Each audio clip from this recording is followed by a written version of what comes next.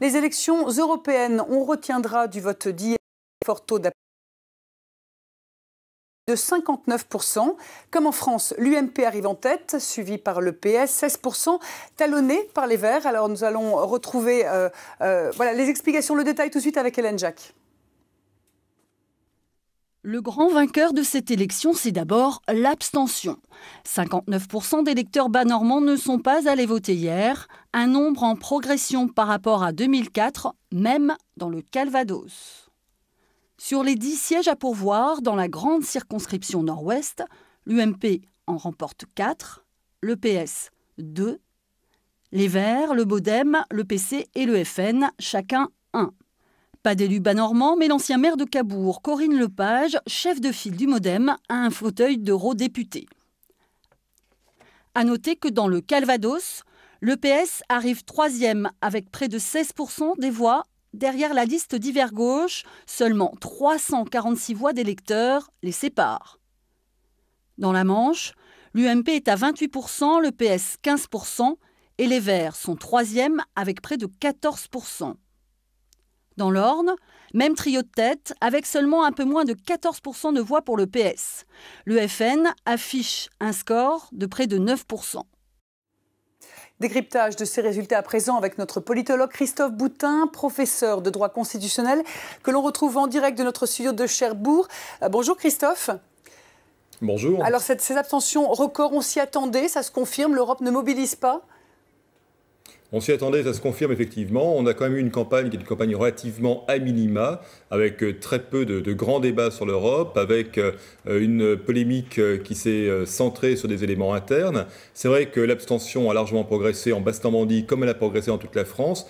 Ce que c'est révélateur, c'est qu'elle progresse d'ailleurs plus dans le Calvados que dans les autres départements. Alors on va parler.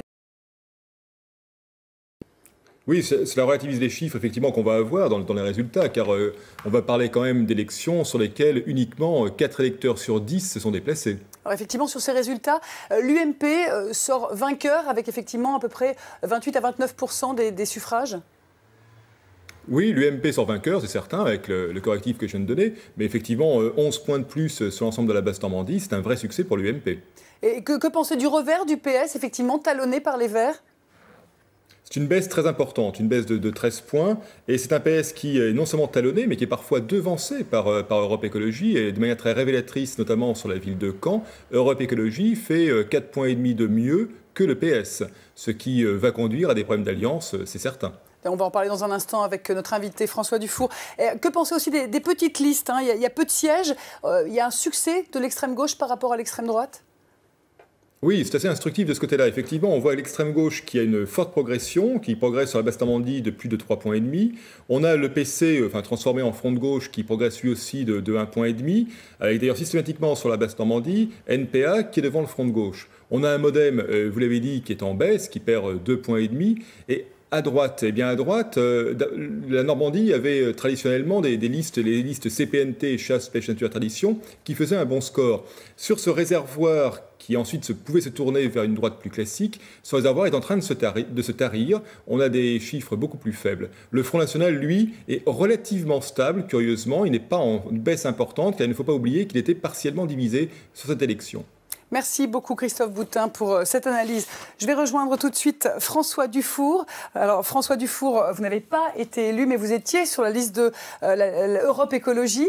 Ça s'est joué votre poste à 81 voix, vous m'avez dit ? 81 voix, oui. Il a fallu attendre 2 heures du matin pour avoir la nouvelle définitive. Mais bon, voilà, c'est comme ça. Hein. Alors, le succès de Europe Écologie, ça vous ravit, la 3e force, on va dire, de ces élections ? Oui, et je suis d'autant plus ravi que nous avons mené une campagne vraiment pour un autre projet pour l'Europe.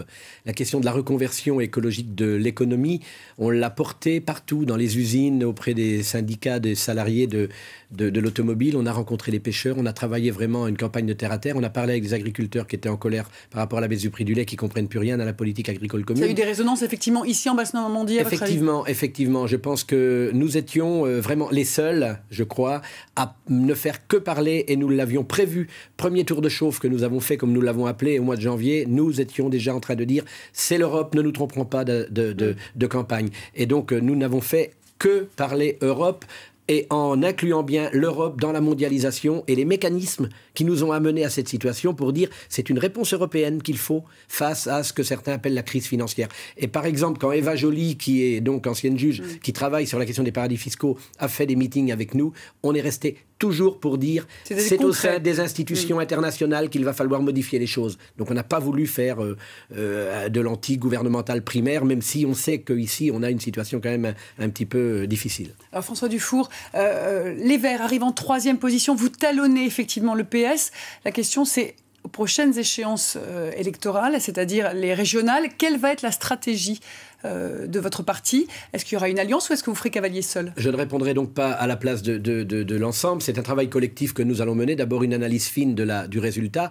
Mais je pense que dans une région comme celle-ci, où finalement on est obligé de supporter des choix politiques européens et nationaux, par exemple avec le tout nucléaire face aux énergies renouvelables, avec un système, le développement du système de centrales à gaz, où tout le modèle qui nous est proposé n'est qu'un modèle du passé. Donc nous, ce que nous souhaitons, c'est discuter avec un certain nombre de partenaires d'un projet de reconversion avec aussi les habitants de cette région. Ça ne sera que sur ces bases, parce qu'on ne peut pas continuer dans un modèle qui jette autant de gens comme des Kleenex à la rue. Merci beaucoup pour ces réactions, François Dufour.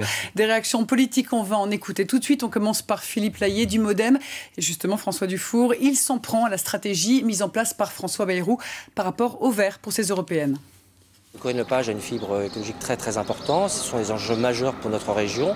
Et peut-être qu'au niveau de la stratégie, il fallait sans doute, comme elle le disait, parler plus d'écologie. Mais bon, les choix, si vous voulez, le train est passé. Donc maintenant, analysons et puis corrigeons pour les prochaines fois. Le Parti socialiste doit prendre toute sa responsabilité, doit prendre toute la mesure de la sanction qui lui a été infligée, doit donc se mettre en ordre de marche, parce que ça aussi c'est une des choses qu'on nous reproche et qu'on nous a reproché.